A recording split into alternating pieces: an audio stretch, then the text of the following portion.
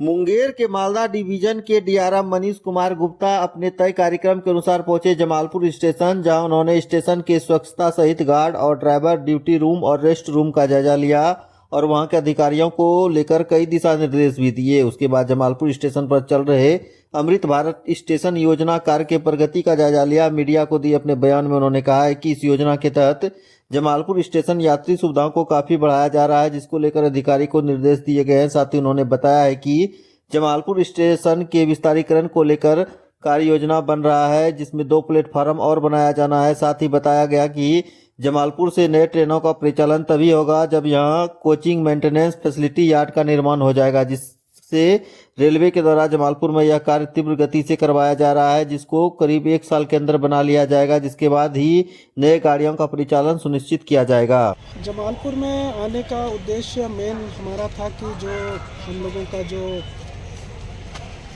LPs जो हमारे लोको pilots हैं, असिस्टेंट लोको पायलट्स हैं, गार्ड्स हैं, उनका जो रनिंग रूम में क्या क्या सुविधाएं उपलब्ध हैं, हम उनमें और क्या बढ़ोतरी कर सकते हैं, उनके काम में किसी तरह का अगर कोई परेशानी है वो हम लोग देख लें और किस तरह से हम लोग उनकी वर्किंग को इम्प्रूव कर सकते हैं। तो बेसिकली ओवरऑल वर्किंग के रिलेटेड ही हम लोगों का आज का इंस्पेक्शन था। सर, अपने जमालपुर स्टेशन हुए कुछ नए ट्रेनों की कुछ बातचीत हुई थी, इसमें कुछ इम्प्लीमेंट हुआ है क्या?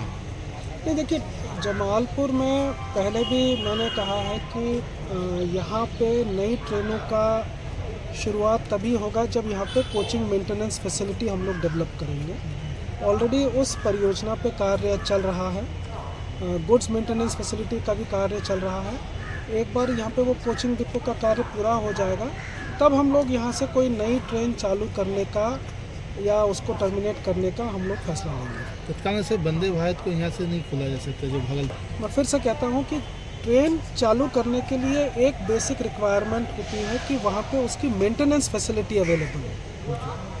भागलपुर हमारा सबसे बड़ा कोचिंग डिपो है और वहीं पे हम लोग सब ट्रेनें मेंटेन कर रहे हैं। एक हम लोगों ने गोड्डा में कोचिंग डिपो बनाया है और जमालपुर में भी एक कोचिंग डिपो का कार्य चल रहा है। जब यहाँ पे वो कोचिंग डिपो का कार्य पूर्ण हो जाएगा तो फिर हम लोग कुछ एडिशनल ट्रेन जो भी चलानी होगी हम वो चला पाएंगे। सर, एक लास्ट क्या लगता है कब ऐसा है कि इतना तक में काम पूरा कर लेना है कोचिंग डिपो? नहीं, मेरे हिसाब से उसको करीब एक साल और लगेगा इसको, क्योंकि वो बड़ा कार्य है। तो मुझे लगता है कि इस साल के अंत तक वो कार्य पूर्ण हो जाना चाहिए। अमृत भारत जमालपुर का कार्य बहुत अच्छा है, उसमें जो मेन स्टेशन वाला कार्य तो करीब पूर्ण हो चुका है, सिर्फ फिनिशिंग का कार्य बाकी है। तो वो भी मुझे लगता है कि 1 माह के अंदर में GRC जाली और ये सबों का कार्य बाकी है और साइनेज भी काफ़ी लग गए हैं। सिर्फ कमर्शियल बिल्डिंग का काम है जिसमें एस्केलेटर्स बाकी हैं, वो भी कार्य इस मार्च के एंड तक पूर्ण हो जाएगा। Thank you sir. फेज़ 1 का कार्य पूर्ण हो चुका है। अच्छा, सेकंड फेज कब से शुरू हुआ है? बेसिकली जो सेकंड फेज़ का जो कार्य है वो हम लोगों ने प्रपोज कर रखा है मुख्यालय के पास में सैंक्शनिंग के लिए। उसमें बेसिकली जो हम लोगों का सबसे इम्पोर्टेंट कार्य होगा प्लेटफॉर्म सरफेसिंग का। काफ़ी प्लेटफॉर्म्स पे अगर आप देखते हैं कि सरफेस जो है अनइवन है, तो इसको प्लेटफॉर्म सरफेसिंग का कार्य है।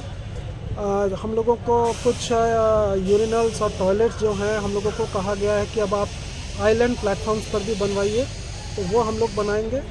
और एक और मुख्य कार्य रहेगा सेकेंड एंट्री का। जिन जगहों पर, जिन स्टेशंस पे फिजिबिलिटी है सेकेंड एंट्री की, तो हम वो सेकेंड एंट्री और वहाँ पर जो टिकट काउंटर वगैरह है उसकी अवेलेबिलिटी करेंगे।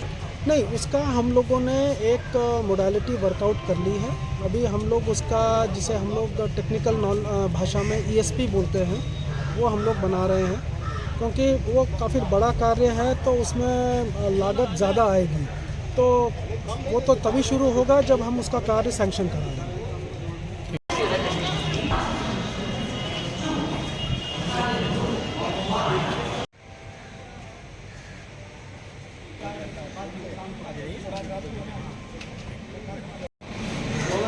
ये करवा देते हैं, मिलवा देते हैं। इधर ही छाया हूँ, इधर आ जाओ।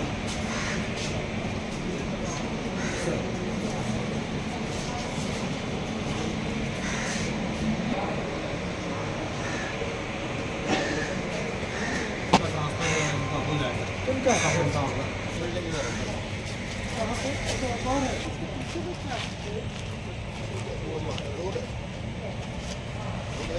ग्रीन बोल दिया यहाँ पर भी कुछ अच्छा फूल पत्ते लगाया